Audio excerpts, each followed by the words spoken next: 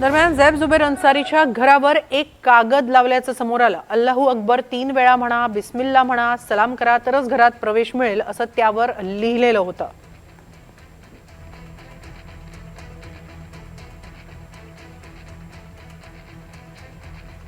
दरम्यान यावर राजकीय प्रतिक्रिया काय आल्या ते पाहूया। रॅडिकलायझेशनचा जो प्रयत्न आहे त्या प्रयत्नातनं हा जो व्यक्ती आहे, आरोपी आहे, हा तयार झालेला दिसतोय। त्यामुळे याला केवळ काहीतरी आपल्याला जिहाद करायचा आहे आणि जिहाद करायचा म्हणजे इतर धर्मियांना मारायचं आहे अशा पद्धतीच्या विचाराने पेटून त्यांनी हे कार्य केलेलं आहे। त्याला पकडलेलं आहे। आता ATS आणि NIAची मदत घेऊन या रॅडिकलायझेशनच्या पाठीमागे कोण कोण आहे हे देखील या ठिकाणी शोधण्यात येईल। याचं कुटुंब हे परदेशात आहे, ते अमेरिकेमध्ये आहे। हाही अनेक वर्ष परदेशात राहिलेला आहे। त्यानंतर इथे आल्यानंतर पहिल्यांदा कुर्ल्यामध्ये आणि त्याच्यानंतर नवानगरला तो राहायला आला। त्यामुळे आता याच्या पाठीमागे कोण कोण आहेत, याच्या लिंकमध्ये कोण कोण आहेत, अजून कोणी असे रॅडिकलाइज झाले आहेत का, या सगळ्या गोष्टी ज्या आहेत त्या आता तपासामध्ये पुढे येतील। मी या घटनेचा निषेध करतो। राज्याचे मुख्यमंत्री देवाभाऊ अत्यंत सक्षम मुख्यमंत्री आणि गृहमंत्री आहेत।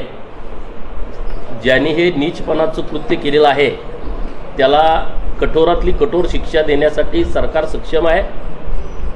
परंतु या सगळ्या बाबीच्या खोलापर्यंत तिथल्या पोलिसांनी जावं। ही अशीच बाब घडली नसणार, ह्याच्या पाठीमागं कोण आहे त्या सर्वांचे धागेदोरे तपासण्याची गरज आहे। धर्म विचारून वार करणं म्हणजे यांची मगरुरी इतक्या मोठ्या प्रमाणात वाढलेली आहे। ही मगरुरी कुठंतरी आता थांबवावी लागेल। हे बांगलादेशी विदेशी जिहाद माफियाने जे हिंदूंवर आक्रमण मुघलांच्या जमान्यात होत होतं तसं करायची सुरुवात केली।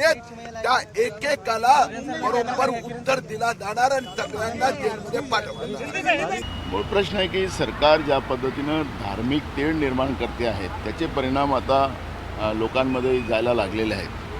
सरकारने ज्या पद्धतीनं भाषाचा आणि धर्माचा जो तिढा निर्माण करून ठेवलेला आहे तो पुरोगामी महाराष्ट्राला त्याचे परिणाम आता भोगावे लागतात आहेत। शाहू फुले आंबेडकरांचा विचार हा बाजूला ठेवला गेलेला आहे आणि आपण हे सगळं चित्र पाहतो आणि त्याच्यामुळे सामाजिक व्यवस्थेमध्ये हे विष आता उतरलेलं आहे। दरम्यान या प्रकरणावर नितेश राणेंनी काय प्रतिक्रिया दिली आहे तेही पाहूया। कि नया नगर जो मीरा रोड में है उसको ये लोग मिनी पाकिस्तान बनाने के लिए ये जिहादी तुले हैं।